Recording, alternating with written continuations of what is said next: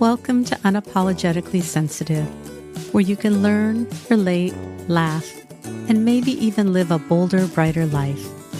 I'm your host, Patricia Young.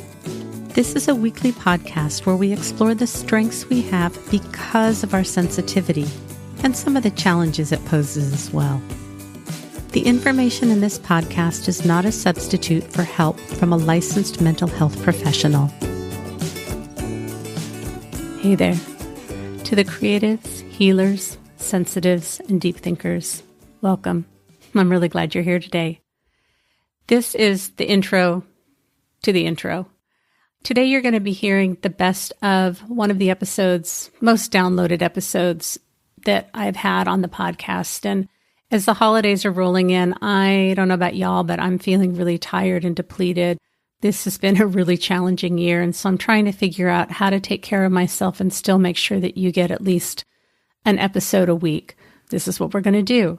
As soon as I'm done with this, you'll hear the intro for the episode, so I'm not going to talk to you about that, but I just want to know, how are y'all holding up? I know that this has been a really challenging year. It's stressful. I think no matter where you are in the world, we've just had to do a lot of adjusting, and my hope is that you're able to have support, nurturing, compassion, gentleness.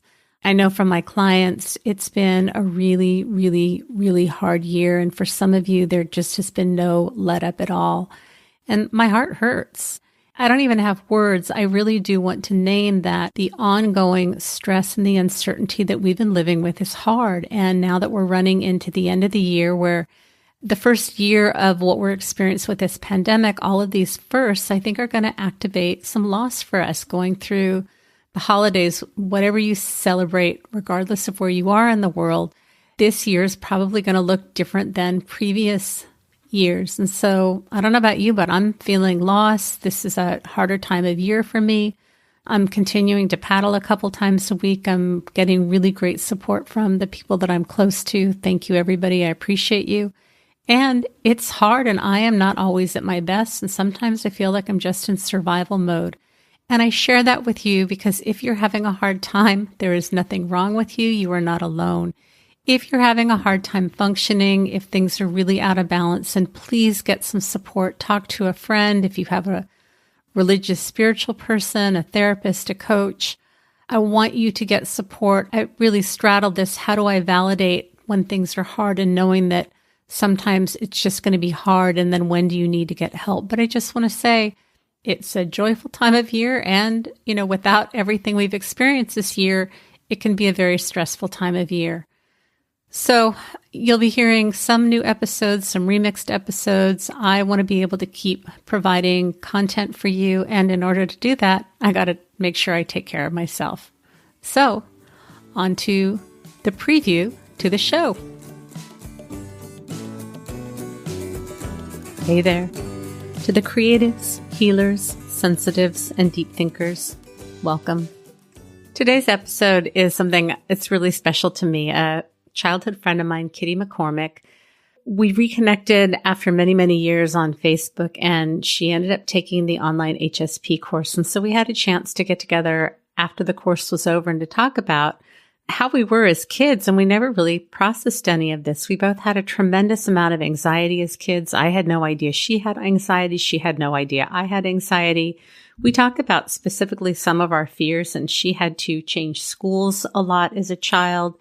Her father was a prominent person. We talk about this during the interview, and because she was very shy, it was very common for parents to put their kids into acting, and she would be picked up from school to do auditions, and she hated it.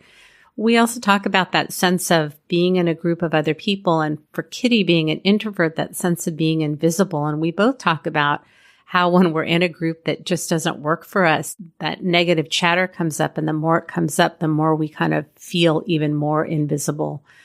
We talk about meds, anxiety, depression, ways that we've managed over the years. I think this is really going to be a very interesting episode.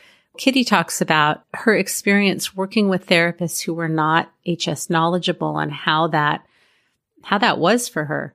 I have to say, if you can hang in past the first, I think it's about 10 minutes, I'm not always so great about warming people up. And we just talk a little bit more about our history. And I think it gets a little bit meatier after about the first 10 minutes. I'm not sure exactly how long it is, but I do think it's a great episode. I think it's worth listening to, especially if you're an introvert, you experience anxiety, you've been on meds, you've been in therapy. You'll hear some things in this episode that I think you can really relate to.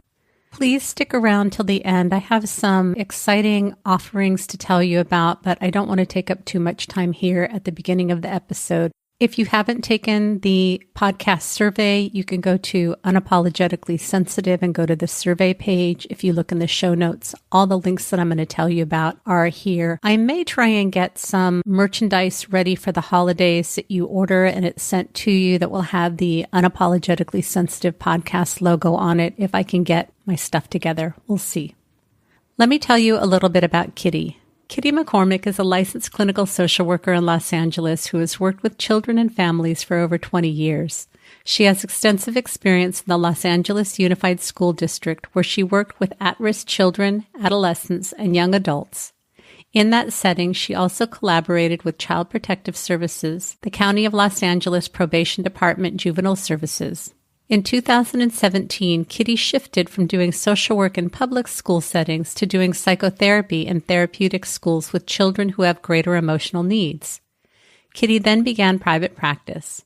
Some of Kitty's hobbies include yoga, weekend getaways, walking in nature, being around animals, and spending quality time with her husband. There's a little bit more of an extensive bio in the show notes or at unapologeticallysensitive.com if you want to hear a little bit more about Kitty.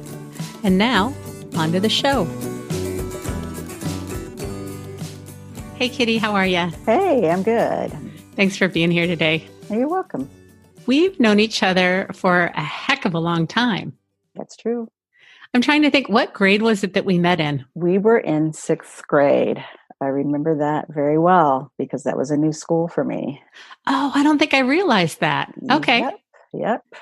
After 6th grade, I moved to San Diego, so you and I lost touch and really connected over Facebook in the last couple of years, but didn't really talk until this year. We did a Zoom call just to say, hey.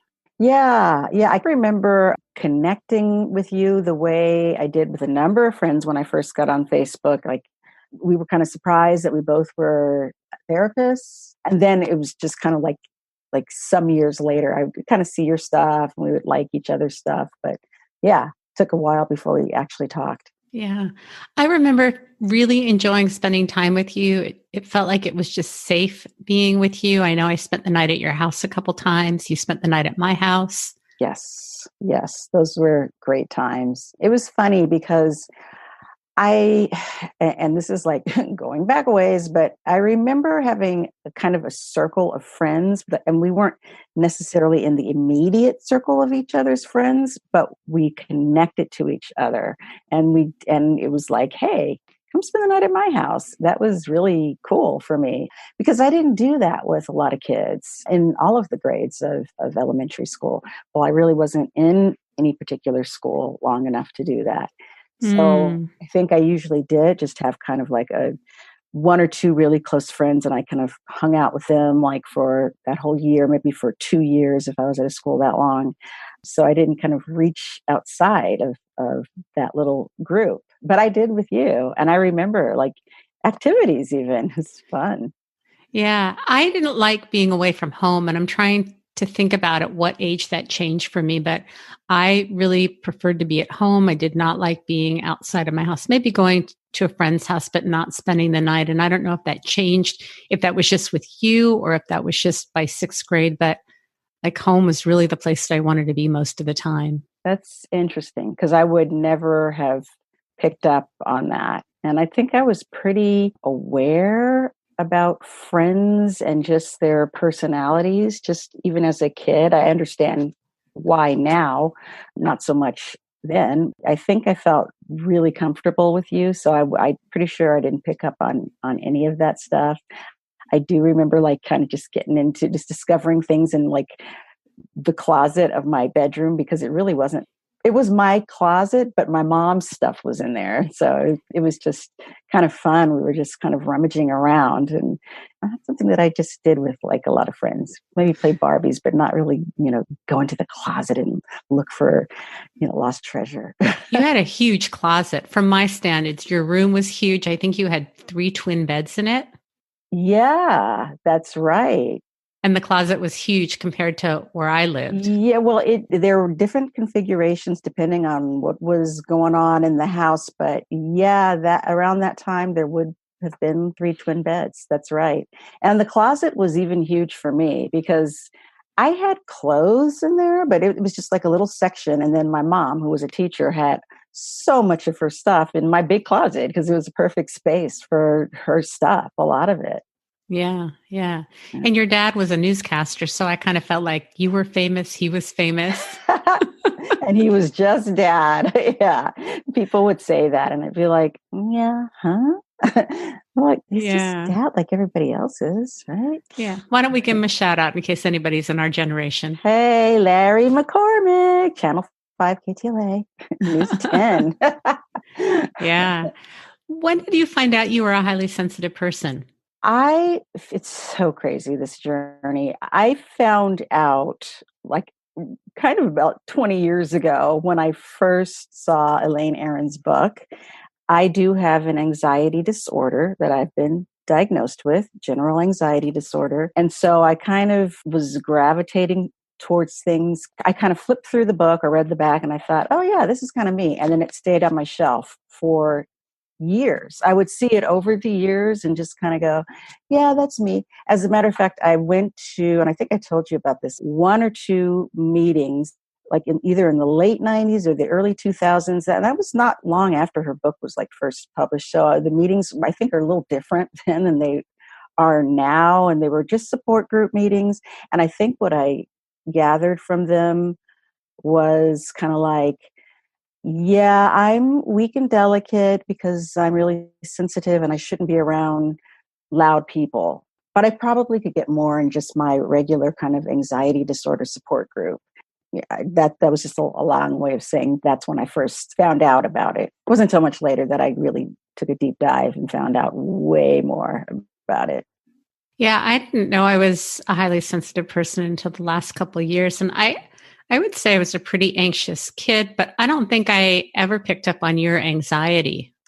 It's so interesting because I've had a number of friends tell me that, especially when I say that I was just painfully shy as a child.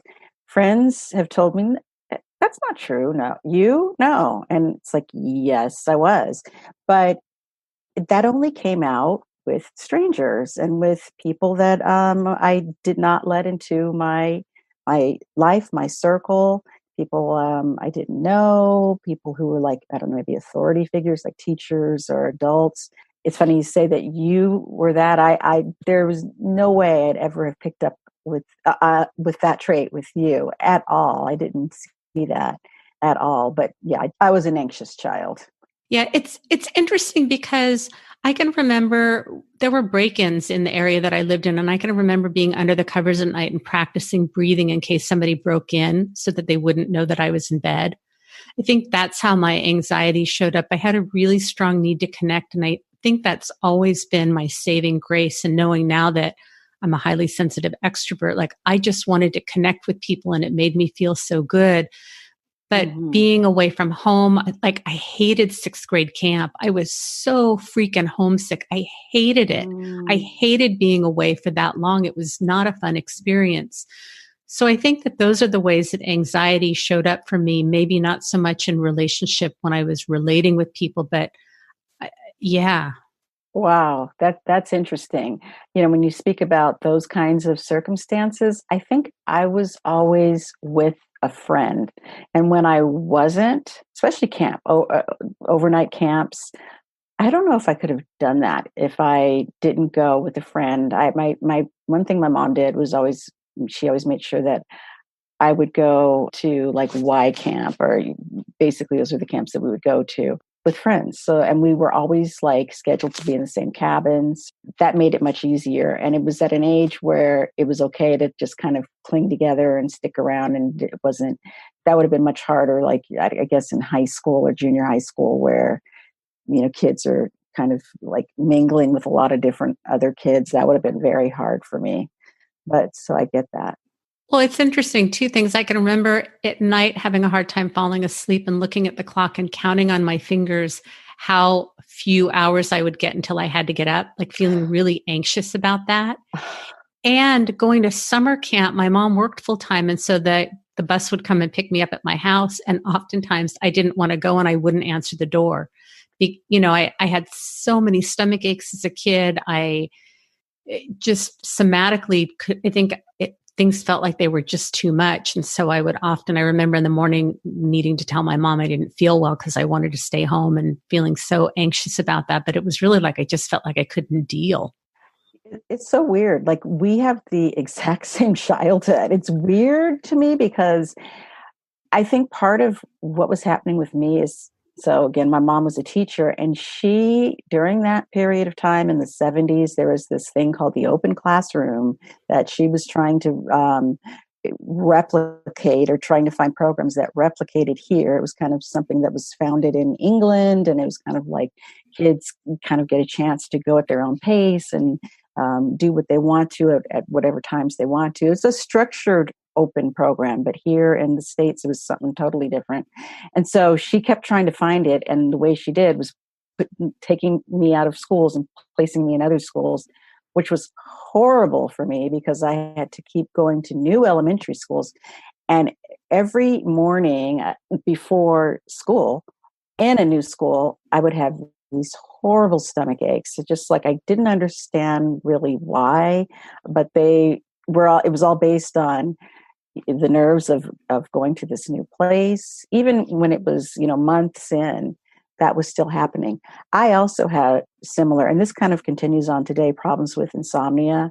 But when I was younger, staring at the clock, I remember the digital clock, because that was like I remember my 70s digital clock, and seeing the numbers flip to the next minute and the next minute, and just knowing that I only had so many hours to go, kind of falling asleep maybe half an hour before it was time to get up, and just being exhausted in the morning. Yeah, just the nerves of having to get up for the new day. It's so difficult.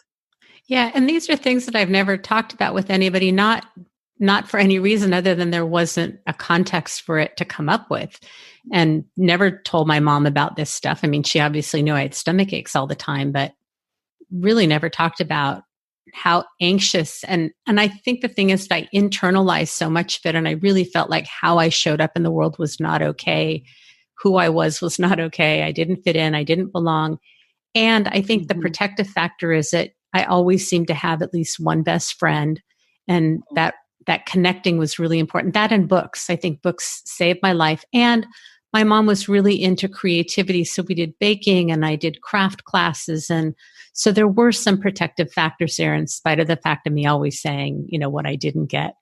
Oh yeah. No, it's funny. I grew up in a home where my dad was a broadcast journalist, but / actor. So he was in a lot of, different movies and on television, and his friends were all in that kind of group. So the kids of those parents were kind of doing that themselves. They all had agents. They all were going on auditions and having these series, getting work like that. And they kind of took on the personalities of their parents. Well, I didn't. But my parents thought this is going to be a good thing. You and your brother are going to start going to auditions, and you're going to start doing commercials, and you're going to be on television. And imagine me doing that.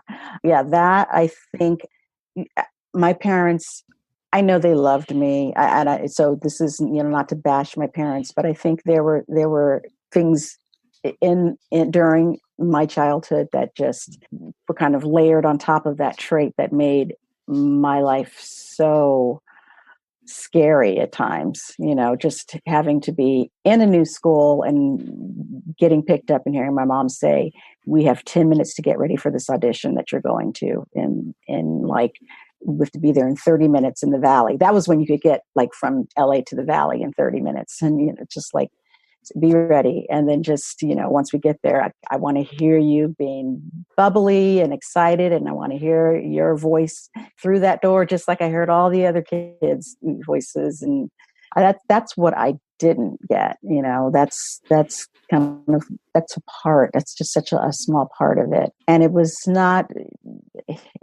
they were just being parents, just being like, this is like what all our friends' kids are doing. This is perfect. This is a great thing for you. And if you're a little shy, this will help. Right. Yeah. And I don't know about you. I've done an incredible amount of healing work with my mom. We added on, she lives with us, and, we've talked about it. She has the capacity to, we've processed through it, and she did the best job that she could. And I'm sure with my kids, I've done stuff that at some point they'll figure out was probably not helpful. And if they need to come back and talk to me, I just think we do the best job that we can with what we have. And now that I'm an adult, if I have healing to do, it's my responsibility to do it. Absolutely. Yeah. That's why I always have known that my parents, love me, and they were always trying to do that. That's been a part of my work for sure, to pull that out and to feel resentful at the appropriate things, to bring certain things up with my parents in a loving way, but just to be able to process some of that stuff with them and tell them at the same time that, I know you guys love me. I know that you would never have done anything that you just knowingly to hurt me. But this is part of my work, and this is what I'm doing with it. Right.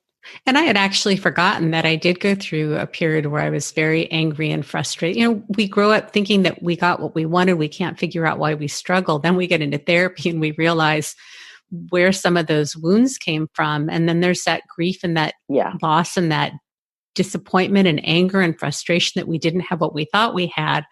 We grieve it, we feel it, we do what we need to do. And then we have the opportunity to create a new kind of relationship with our parents if they have the capacity to do that. So I forget to be mindful that some people are currently in that stage where they're feeling really angry and disappointed with their parents. Some people have parents that they will never be able to do the repair work with. So I forget. I just want to be mindful about that. Yeah, absolutely. Yeah, because I do remember that. I remember being a young adult and being very angry and first, getting into it all, because you that's when you do realize, well, this stuff didn't just come out of the blue.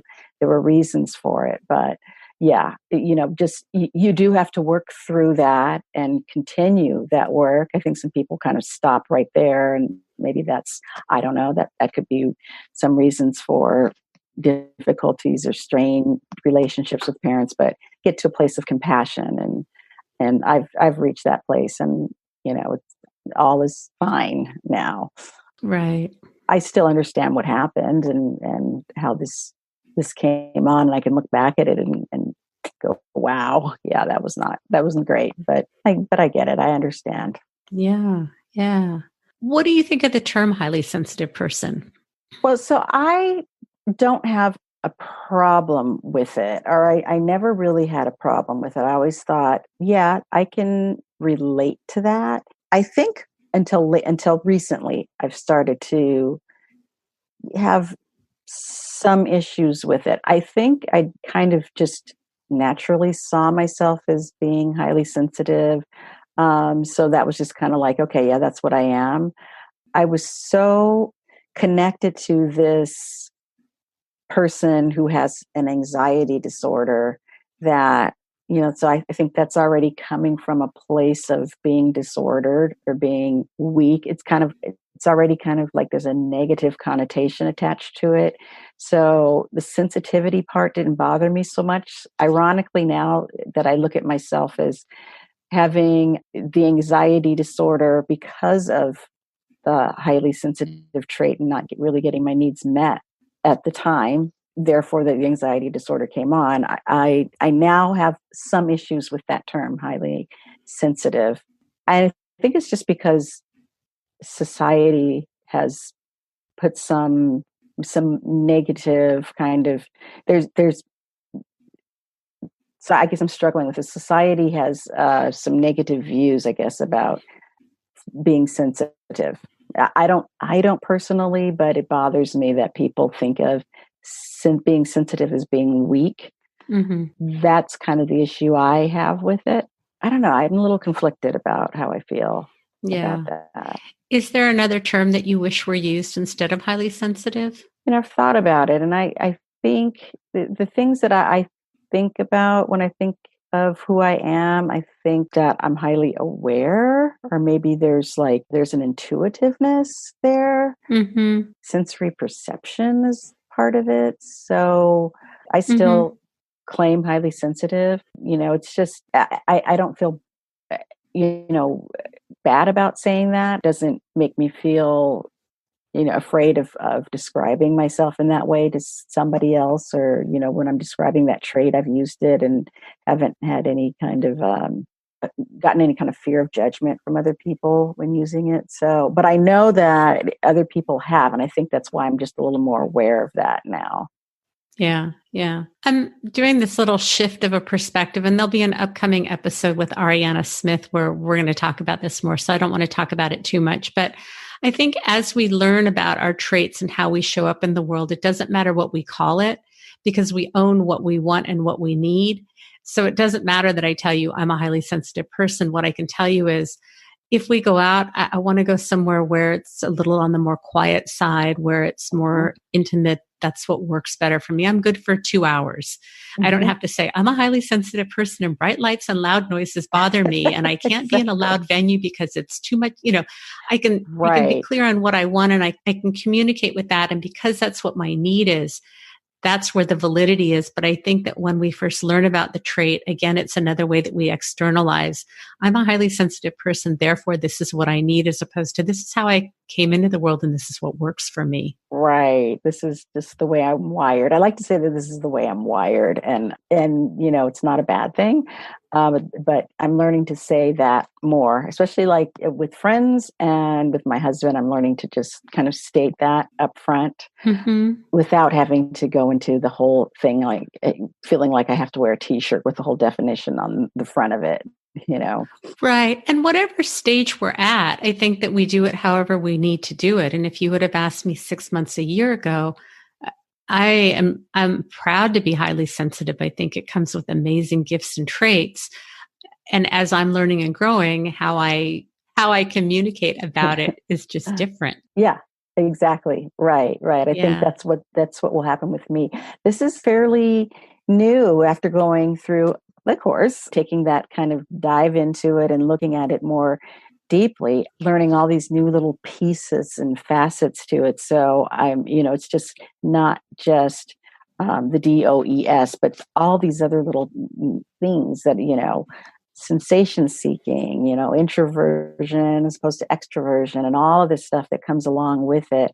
I'm learning all of this stuff. And so I'm learning, just how to verbalize certain things about myself too, and how to set boundaries because of that, where I didn't really understand why I had to set a boundary. And maybe even I was setting boundaries by excusing myself for being weak or something that was more negative. Maybe, setting it in a negative way. That's what I'm trying to say.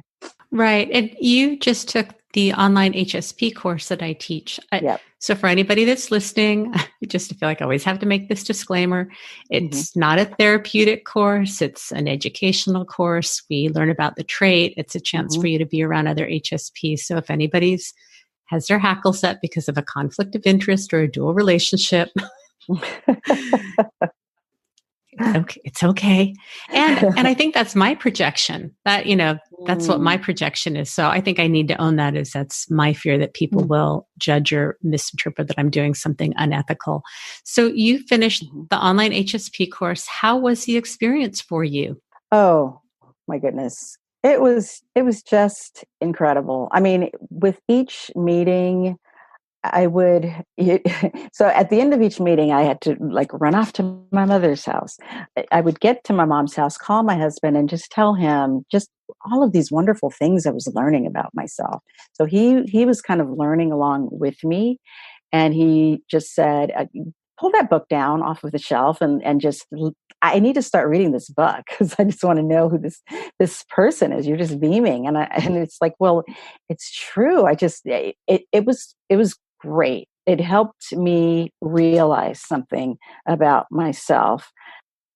It helped me realize that, yes, I have anxiety, and this is so huge, and it probably doesn't even sound that big, but I have anxiety because of this trait. That to me is just so major because I see myself in a much more positive light. I don't know how else to describe it. It's just like a kind of weakness is taken away from me. Yeah, I still have anxiety and I have an anxiety disorder. I'm, I'm also kind of wondering if I can kind of work through to a place where I I know how to deal with my anxiety in a way that I don't have the disorder anymore, if that makes Mm-hmm. sense. Because I Mm-hmm. know what I need, whereas before it's just kind of like rush headlong into like projects at work and just know that, okay, the disorder is going to flare and use your coping mechanisms because that's what you learned in support group for anxiety. Whereas now I take things so differently. It's like, oh, no, that is not going to work for me. I need to change my schedule around there because I'm wired that way and I'm not going to do all of that and then go to that party. Even though that's a good friend of mine and I said I was going to, and I all of those obligations, those are changing for me. They're changing slowly. I mean, I haven't become a new person overnight, but Right. that's So worked for that. what I hear you saying is before you understood about the trait of high sensitivity and you felt like something was wrong with you because you had this anxiety disorder, now you see, I probably have this as a result of being a highly sensitive person. It's how I'm wired. Instead of feeling like it's a deficit or there's something wrong with me, I understand why I have it. There are some Yeah. workarounds to really minimize when it comes up. I still, at this point, can't control how much anxiety I have, but there are lots of things that I can do to make it more manageable. And when it comes up, I understand it so it doesn't feel like this crazy, mysterious thing that I have no control over.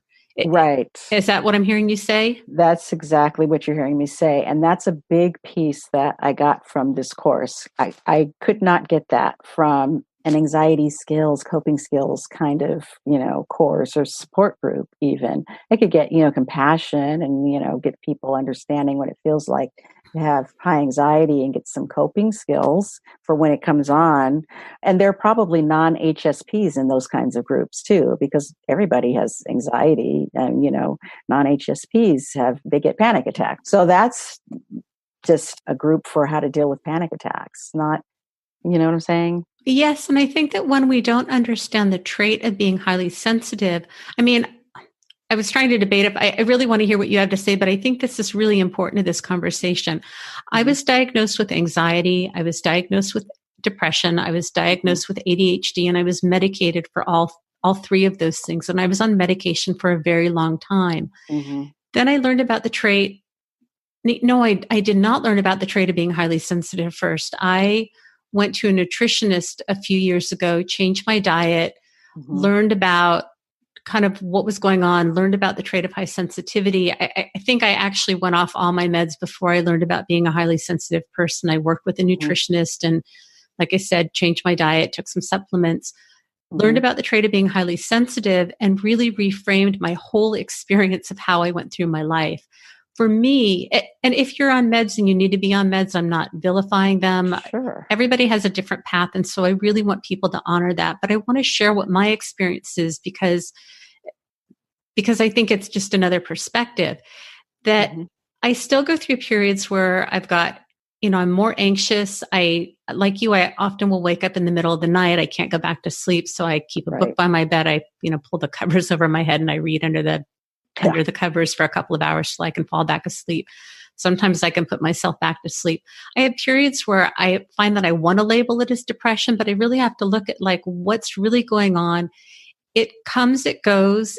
And because I'm really okay with those are the rhythms that I have, that it really doesn't disrupt my life. I don't feel like it prevents me from living my life.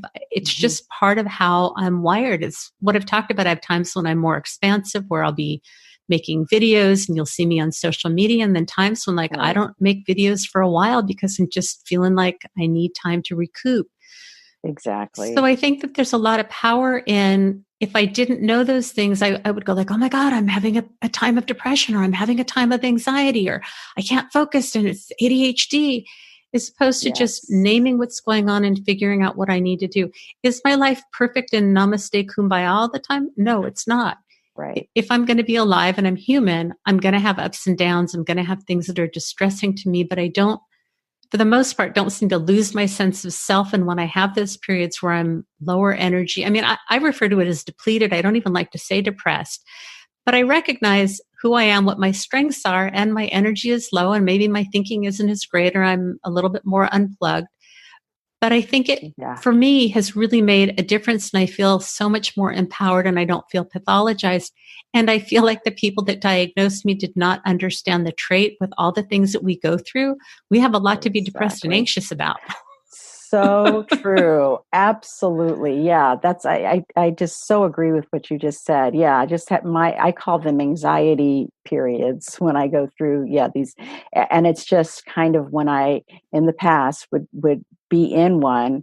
It was just one of those unfortunate things that just happens in the life of Kitty. Just, I go through anxiety periods because what happens is a bad anxiety attack, or maybe it's gone on to being a full-blown panic attack, happens, and then there's the fear of another one happening and all of that stuff. And so then, and it takes like every little tool that I can use to get back to my baseline, and that's just going to be me. But, looking at what happened up to those points, and especially now looking back on like, well, what happened up to that point and what happened up to that point, and just looking back over my life during these big periods of anxiety periods, I see exactly how I walked right into those. And I have to say too, and I'm fine with saying I've been on medication because I was diagnosed that way. And I think that's kind of what doctors and psychiatrists do. They just kind of go, oh, that's what you're having? Okay,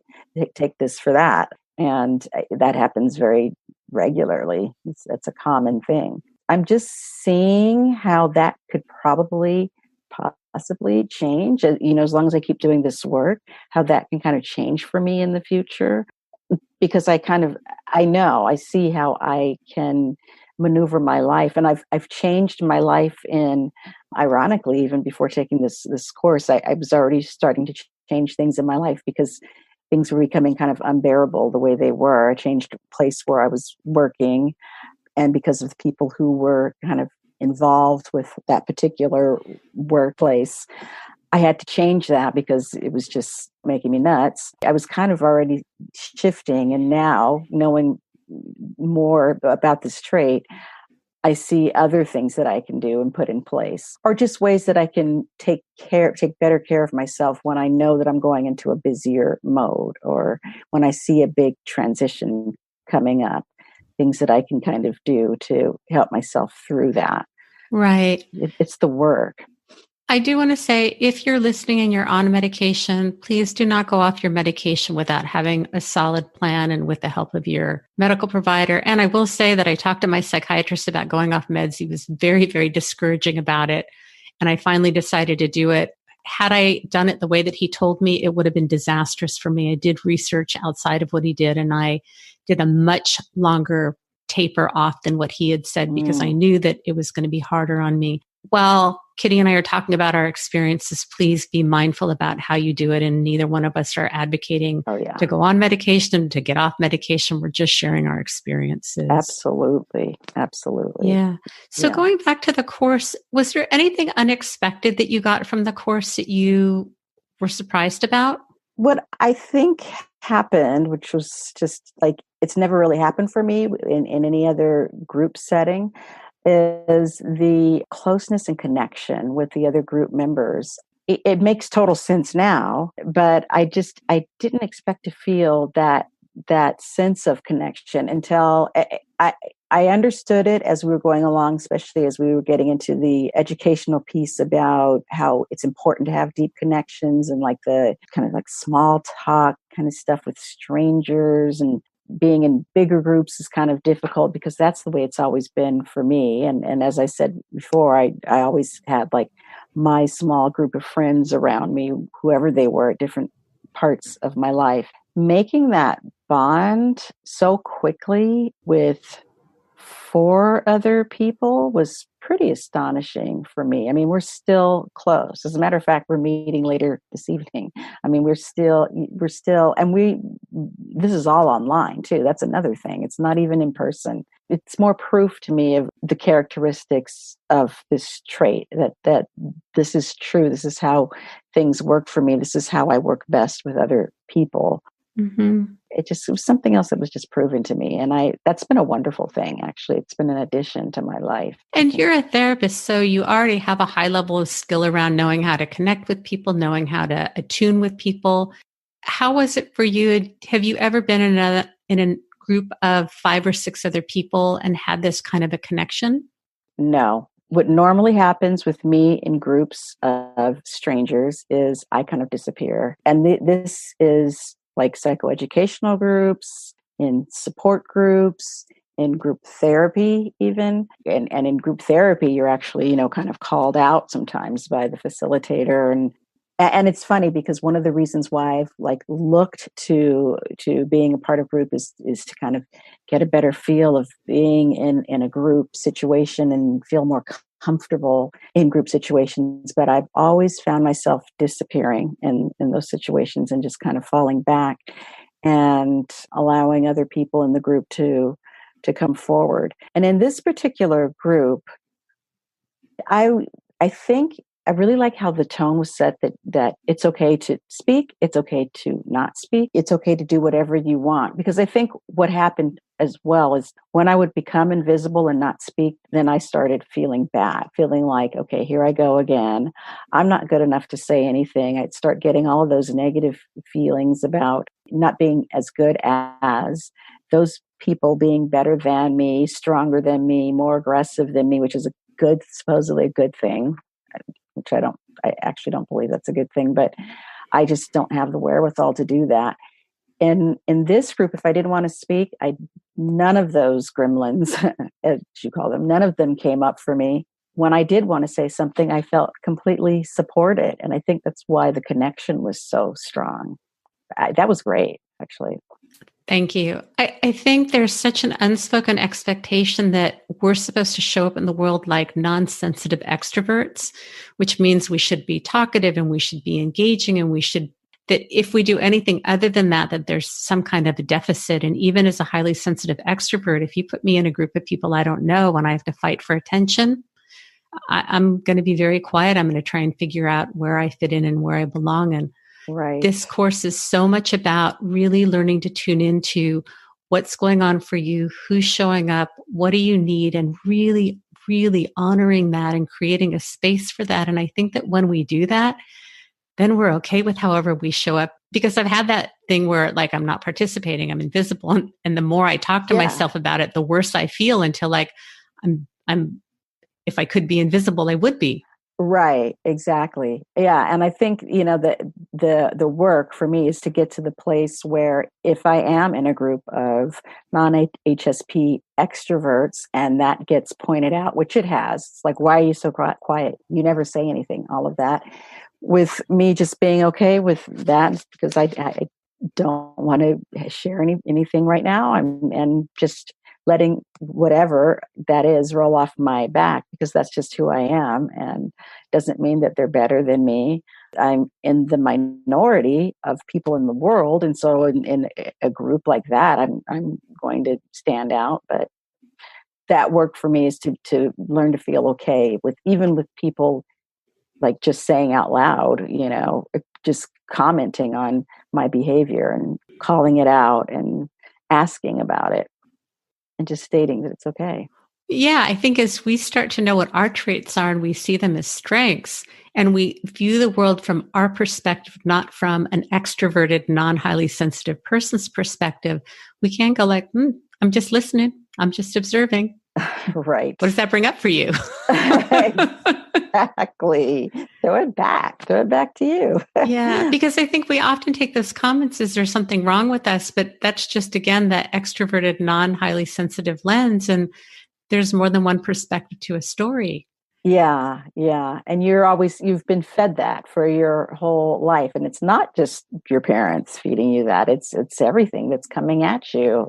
This is the way it should be. It's the way you should be. Right. So we have an opportunity to claim it as a trait and as a strength so that we don't take on that feeling that something's wrong with us, because somebody may mean it in a negative way and they may not, but it's how we take it on, or Sure. we don't even take it on. Yeah, right, right. And I'm Yeah. sure that there were moments when people would ask, even kids would ask me that sometimes, where they were genuinely curious. Like, Yeah. an HSP is part of that minority. It's a genuine question, like, why are you so quiet? It's like, because all those voices in your head that come up, all those negative voices. Right, right. What are some of the major takeaways from the course? Because it's been a few weeks now since your group ended. What comes up for you, or what do you think of that you got out of it? I think the major thing that I got out of the course is that there are a lot of beautiful pieces to this trait, that it's not a disorder, that it is simply a trait. The wiring is differently. The way we are wired is just, it's not bad. It's just different. Because of that, there are things that we have to kind of be more tuned to in our environment and be more aware of. I think that has been like one of the biggest things for me that I got out of this, because I kind of know how to care for myself when I'm feeling on edge or kind of nervous. All of that stuff I've already, that I kind of knew. I think one of the things that I went into the group thinking was that I was going to kind of just get some skills that I kind of already knew, but maybe I would learn a little bit more about highly sensitive stuff. But what I really pulled is that actually there's a lot of research backing this up. It's a very real trait. My brain works a little bit differently. I have to kind of treat my lifestyle in that way, my environment in that, in a particular way that kind of, takes care of that and takes care of myself. And I think that's kind of like the biggest piece for me. And going into this as a therapist, having read Dr. Aaron's book, were there things you learned about the trait or about being highly sensitive that you didn't know coming into the group? Oh, yeah. I think the biggest thing, and it kind of just goes back to just the way our brains are. I didn't know that that there was that much of a research base on that. The neurology was like such a big part of this. Really had no idea that it was this significant. That I didn't know that this ran throughout many species in the animal kingdom. I mean, that was very surprising for me. The ideas of extrovert as opposed to the introvert and what that whole thing means, that there are extroverts who have this trait. I just had no idea that it ran that deep, or that, that I could be a high sensation seeking introverted HSP. I mean, there's just all of these layers. Matter of fact, there's so many layers to this that after the group, I decided to go back into therapy with an HSP therapist, because one thing I realized, interestingly enough, with therapy in the past is that I always kind of had a wall up with my therapist, because I was always seeking approval in some form, which is like, they were able to help me in some way. As a matter of fact, I've kind of talked with my new therapist about this, who is an HSP, and we hit it off like right away. The first session, I was just like, I always had a wall up, and I was just trying to do exactly what the therapist was telling me to do, and then I would report back, yes, I actually did this, I actually did that, and thought, well, therapy just really isn't for me. I always made these assumptions, just kind of like going into the course, making assumptions that, okay, I'll probably learn some more coping skills, and for me, more things about myself. And so that's why I wanted to be able to dig deeper with someone who I could trust more, and not have to get the approval of. Sure. And in the way that you and I were talking about some of our anxieties when we were kids, and I've never really talked about that before, I saw that come up a lot in group. That, I mean, let me let you speak to that. Did you end up hearing people talk about things that you're like, oh, that's an HSP thing? I do that too. Did you have that experience? Yeah, I have that experience a lot. And also on HSP boards when people share something that they do or they feel when they're in a new circumstance, or when something happens at work, if somebody has said something to them, or if something is if they're considering like a transition in their lives because of the way a work situation or an environment is, there were things that they were kind of like, our stories are so similar. I mean, it's kind of like if it was a book, it'd be the same book. It's like we're running along the same path. I totally get what you're saying. And I think that was part of the reason why we could be so supportive of each other. Mm-hmm. Just interesting stuff. The stimuli would like just being sensitive to things in the environment. I didn't even realize that I was sensitive to certain things, like just clothes, certain types of clothes, and Mm-hmm. light, things that were just like, oh yeah, of course, that's what that means. Oh, barometric pressure. That's my migraines are all. I'm starting to just realize so many little things and pulling them in. It's just so, it really is, because there are all these little layers that just keep getting pulled back, and then it's like, "Oh, that's related to that trait. Okay, that makes sense. Okay, so maybe I need to watch that then. Maybe I need to pull back on that, or just don't pressure myself so much into doing that activity, or being with that group of friends so much. And it's okay to say no. Big one. Yeah. Yeah. We're getting to the point where we need to start wrapping up. I have a couple more questions to ask you. If someone's Mhm. thinking about the course, but they're thinking, I know about being an HSP, I know about the trade, I've done this kind of stuff before. Is there any perspective that you might be able to offer that they might not be aware of, just a different perspective? I think you'll learn so much from the course. There's so much there that you can just pick up and become knowledgeable about. But it's the interconnections that you make with the group members at least that was my experience, that will bring everything full circle and make you understand the way things play out, make you understand a little bit more about the material. I think you get a lot of that in each group member's story. Even though the stories are not like 100% the same, we don't even come from the same kind of backgrounds necessarily. We're not the same types of people. The groups are very diverse, at least ours was. I think because of that trait, you'll be able to understand the material that's being presented to you all the more. So I think it's really important and you could probably find that information in books and stuff out there and read it and you go, okay, yeah, that makes sense. But when you're kind of doing an interactive online course with other people, I think it just makes it just more real. And the connection is unbelievable. It's quite magical, actually. Thanks. Is there Mhm. anything else that you want to share that I didn't ask you about? I think it was really fun having this chat. It's great. Like reconnecting again, yet again. I know. I know. It was fun having you in the group too.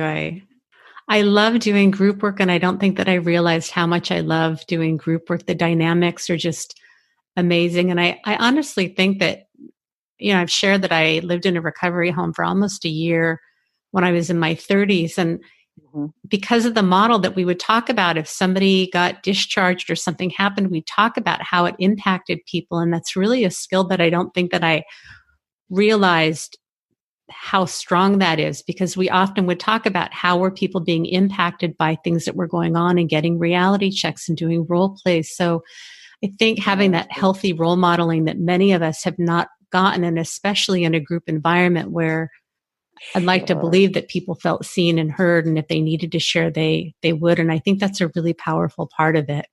Yeah. And I think that was a big part of our group, not only the role modeling, but just acknowledging people where they were. I think you did like a wonderful job of that. And I think everybody felt heard and seen wherever they were, but at whichever place Yeah. during any particular group.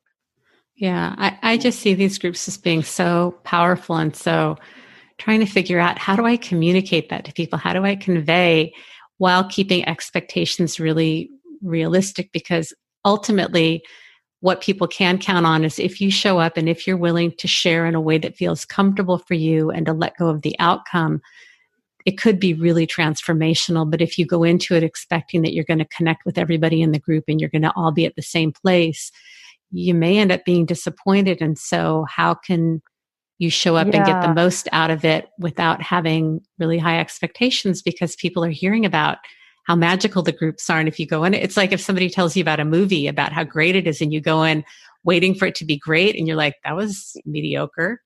The hype, yeah, you get Yeah. like tainted by the hype or whatever. But yeah, I think just by you giving those disclaimers, I think that's, it's like, hey, this is like a situation. Take everything that you can from it and listen to the testimonials and see if you probably, chances are, and I've been watching your testimonials and just like going, yep, that was my experience. That was my experience. Chances are you'll have that experience. We're HSPs too. Yeah. We like learning and picking up and growing and picking up what we can and getting better. I don't know. I think, but yeah, I hear what you're saying. It's also kind of like, should I not? I'm curious to ask you, I hadn't even thought about this, but you've heard testimonials because you don't know about the other groups and who's in the other groups. So you've heard Mhm. podcast episodes from people that you don't even know who took the course. How has that been? That's been really cool because it's like, oh, that's so interesting. Okay, there was a guy. I want to say there was a guy in one of the groups, right? We had a couple of guys. Yeah, and another therapist too. I was just like, There were a handful of therapists that were in the course. yeah. So just listening to that, it was very interesting that we had really similar experiences, but similar but different. So it wasn't like we were all saying the same thing. Like we're all like, oh, let's just push this for Patricia because we really want to like help her get people into her groups. Everyone had like there were very varied experiences, but for each person, it was just so there was a lot of growth, and there was like it was just so positive in different ways. So I really like to see how each person had some other little different experience and a different little twist to their experience, and to hear about where they grew and what they picked up on the most. And that fascinates me. It's been really cool listening to. I mean, I've heard some of the testimonials from our group, so I kind of got that because I was like, yeah, I saw that person grow like that. Definitely, I saw that one. But from the other group members, like, ah, interesting. Okay. Like each group sounds like it was just like they all sounded Yeah, fascinating. it's been really interesting for me to hear because we don't talk about how the group is for people. We just do the group and then the group ends. And all of these Yeah. recordings, I'm just hopping on. And I mean, I don't know if you know what I'm asking you to say, but before we recorded, do you remember what I said to you? I know. Which thing was it? What am I supposed to say Basically about here? tell the truth. If you didn't like something, like this is Oh, not about you saying what you think I want to hear. It's really about, I want to hear what your experience is. I think you said that, or at least I got the feeling that you were that way throughout the group, like with every group module, with whatever the topic was that we were discussing, whatever the homework was, you were always asking for feedback about that. So yeah, I definitely got that. I never felt like we were trying to be pushed to like get something. And I think I may have gotten that in other groups. I'm pretty sure because as I said, just with other therapy sessions and in other therapy groups, I have to get approval from the person, the facilitator or my therapist. And I never got that here. I mean, I feel like I could be quiet for a whole group if I wanted to, and that would be just fine.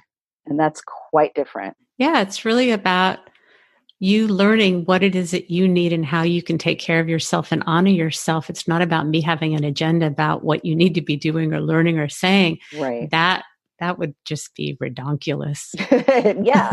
No, and I think that's exactly what happened during these group sessions. Yeah, it's just like, Yeah. yeah. And even if somebody was quiet through the whole group session, or if I was, because we observe, we take things in. I'm an introvert, and you explained that whole phenomenon to me so well that, oh yeah, well, this is what I'm doing. I'm processing what everybody's saying. Yeah, you're actively engaging. It's just an internal process. Yes. And that's really valid. And that's sometimes introverts need more time to take in information, to process, to think about it, to mull it over. Right. So yeah. Absolutely. Yeah. Yeah. Oh, Kitty, thank you so much for taking the time to jump on with me today. It's been fun, not only reconnecting with you, but also just getting a little bit of personal chit chat time. It was wonderful. Thank you for being here. I really appreciate it. Oh, you're so welcome. It was wonderful. Have a great day. You too. Hey again. I hope you enjoyed this episode. I really had fun talking to Kitty. I'm really excited to tell you about 2 upcoming things that I'm just excited about. Starting November 30th through December 16th, I'm offering about 8 different 1 hour and 10-minute groups that you can just pay for one group and come to. They are super affordable. They're just $25 for a group. If you've been thinking about taking the Online HSP course, but you're not sure, you don't know what it's like to do an online group, you kind of want to see what it's like to do a group with me, these are a beautiful way to kind of take it for a test drive without having the 10-week commitment. I have set a number of the groups earlier in the day because the feedback that I'm getting from many of the people that are outside of the U.S. is that the afternoon and evening classes that I offer are not accessible time-wise. If you go to my website, unapologeticallysensitive.com, there's a tab for the holiday groups. You can choose which group you want to attend, click on the link and sign up, and then I will send you the link for the group before it happens. I need about at least 24 hours notice just because I have to turn around and send the link out, and I do have other things going on and I have clients. The way that I've set it up is I have loose topics that I plan on talking about, but if you don't celebrate the holidays, if these topics aren't interesting to you, it's really what the group wants. But we are going to be talking about boundaries, mindfulness, self-compassion, expectations and disappointments, perfectionism, creating more options, and compassion. I know when I go to take a course, like I want to know specifically what's going on, but there is flexibility. These groups really are about you and what you want. I know it's been a hard year. I know many of us are needing a sense of support and connection. We're feeling really alone. We're feeling tapped out.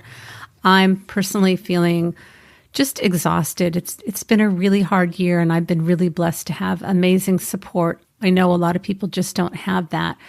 I wanted to offer something that would kind of give you a chance to get in at a pretty low price point and to see if you like it or not, and to provide support during what can be a really hard time of the year and winding down the end of the year. The other thing is the online HSP groups are going to start again in January. Registration is open. Again, if you're longing for a sense of connection and community, to know what it's like to feel seen and heard in a safe environment, I've just gotten really great feedback about these groups, and I'm passionate about providing community for people. I obviously cannot guarantee what happens to your group, but as I'm talking to people who have taken groups from the past, almost all of the groups have stayed in contact via one method or another. I can't guarantee that. I try and do a good job screening people. But, this stuff that's going on with the pandemic, I don't think it's going to be over once we hit 2021. What we know about resilience, that HSPs do better for in positive environments, it's really nice to have a place where you can come every week where you know that whatever's going on, you're going to be seen and heard. You don't have to pretend that everything's perfect. This is a place where we share, and in every single group that I run, if I'm struggling with something, I generally find a way to incorporate that in because I think it's great modeling. If you're interested in the groups, they're also in the show notes. The links for the end of the year 1 hour, 10-minute courses are also in the show notes or at my website. I really hope that you're doing well. This can be a really challenging time of year. It can be overstimulating. We're feeling lots of loss. Let's take a deep breath together. Inhale and exhale. We can do hard things. We can get through this. What do you need to feel supported, to feel seen, to feel heard, to be validated? Do you need to slow down? Do you need to speed up? This really is a time when I think we need to have as much self-care, compassion, mindfulness to get us through, because there are some beautiful blessings and we're experiencing a lot of loss. And for people that have been impacted this last year, it's real. It's a challenging time. And can we navigate holding space for the things that feel hard and challenging and being open to seeing the blessings and the gratitude? I'm just here with you, everybody. I appreciate each and every one of you. Just sending out good juju. Thank you so much to Shelley Aaron Productions for doing the editing on this podcast. Thank you to Andy Robinson for the beautiful music. It never occurred to me to acknowledge both of you in the ending until I listened to Sarah Bueno's podcast. So if I can remember, I'm going to be doing that from now on.